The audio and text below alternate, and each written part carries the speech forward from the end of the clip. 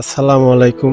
আমি এই মুহূর্তে আসছি পারঘাটা বিলে। তো এখানে এসে একটা জিনিস দেখে আমার খুব খারাপ লাগলো। সেটা হলো যে একটা বয়স্ক কাকা এখনো মাথায় এই যে ঝুড়িটা দেখেন, ক্যামেরাটা দেখান।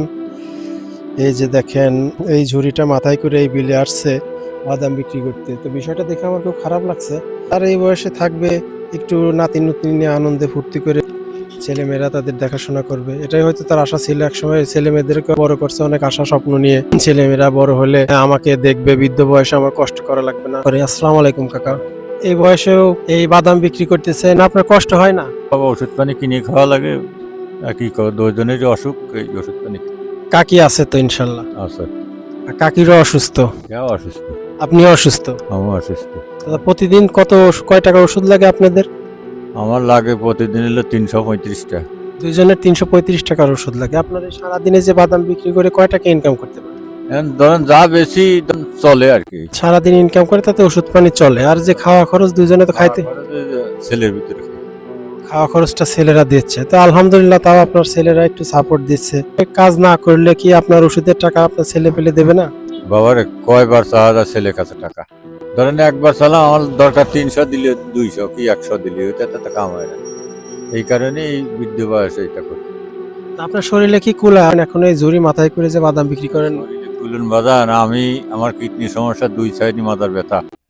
আমি ধরেন এইভাবে হইলে চলি, খুব কষ্টে বাদামের ঝুড়ি মাথায় করে আইসি ভাই। আচ্ছা, আপনার বাসা এখানেই? আমার বাসা ওই যে আপনি এত দূর থেকে যে ঝুড়ি মাথায় করে এখানে আসছেন, অনেক কষ্ট করে এখানে আসছেন।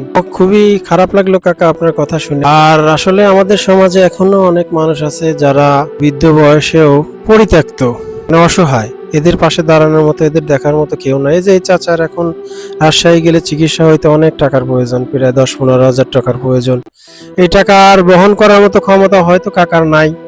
তবে সমাজে অনেক বিত্তবান লোক আছে, অনেক প্রভাবশালী লোক আছে, এই চাচার চিকিৎসার খরচটা বহন করতে পারবে। এই চাচার আশেপাশে আছে। তবে আমি আল্লাহর কাছে চাইবো, আল্লাহ এই কাকার এই রাজশাহী যায় চিকিৎসা খরচ বহন করার মতো টাকা যেন আল্লাহ যেভাবে হোক মিলা দেয়। তবে আমি দোয়া করি কাকা, আল্লাহ আপনার ভালো রাখুক, সুস্থ রাখুক, আপনিও ভালো থাকেন, কাকিও ভালো থাকুক, এবং আপনার পরিবার পরিজন নিয়ে আপনি সুখে শান্তিতে থাকেন। দোয়া করি বাকিটা জীবন যেন আল্লাহ আপনাকে সুস্থতার সঙ্গে দীর্ঘায়ু করে, এই কামনা করছি। আর সবশেষে একটি কথা বলতে চাই, যাদের বাপ মা আছে সবাই আপনারা আপনার বাপ মাদেরকে একটু কেয়ার করবেন। দেখবেন বয়স হয়ে গেলে কিন্তু হেতায়েত জ্ঞান থাকে না। এই জন্য আমি বলবো সবাই সবার স্থান থেকে সবার বাবা মাকে একটু কেয়ার করবেন, একটু দেখবেন।